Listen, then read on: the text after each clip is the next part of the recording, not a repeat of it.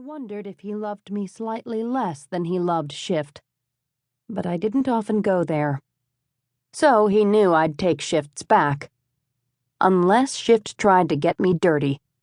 Then he knew I'd throw him right under the fucking bus, even if I had to take my life in my hands to do it. So he avoided that. Not that he cared about my life, just that I might succeed before he took me down.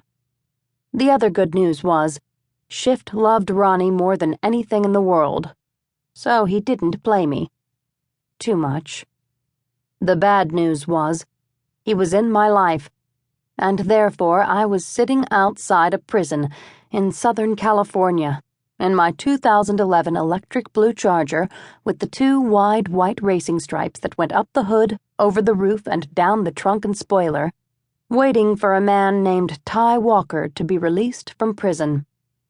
Shift did not give me a full brief about this assignment. He told me to be sitting right where I was at noon, to wait for Walker, to call him the minute Walker got released, and then to take further directions from Walker. He also told me Walker would know it was me and my Charger waiting for him. I took a week's vacation to do this. I had nothing else planned for my vacation, and Shift was footing this bill, so I thought, whatever.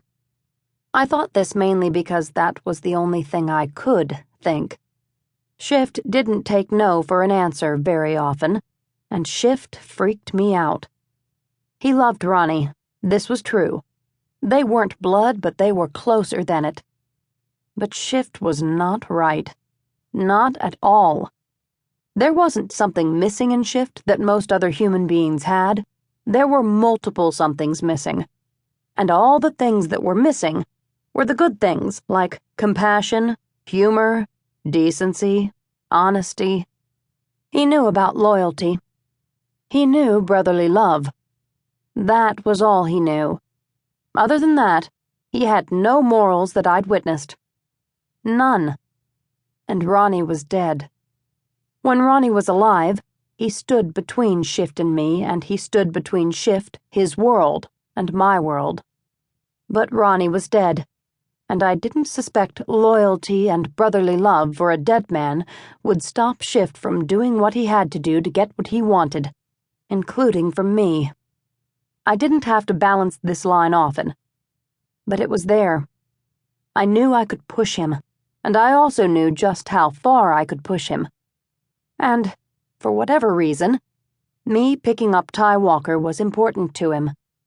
Important enough that I knew Shift's loyalty to Ronnie would vanish if I pushed him too hard, and then I'd topple over that line.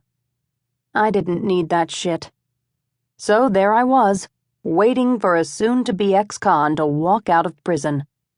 I sat in my car in the hot sun, no breeze flowing through my opened windows, thinking that it seemed like I spent a lifetime doing this kind of crap to steer clear of shit. It was exhausting. I was tired of it. Bone tired. And scared. Because I knew the odds were against me that I could stay clear of it. With Shift in my life, and my number on his phone, someday he'd need me to do something, and it would be something where I'd get hit with shit. I had to get out. I glanced at my watch to see it was 12:07. Then I glanced down the tunnel again, and something was moving through the shimmers.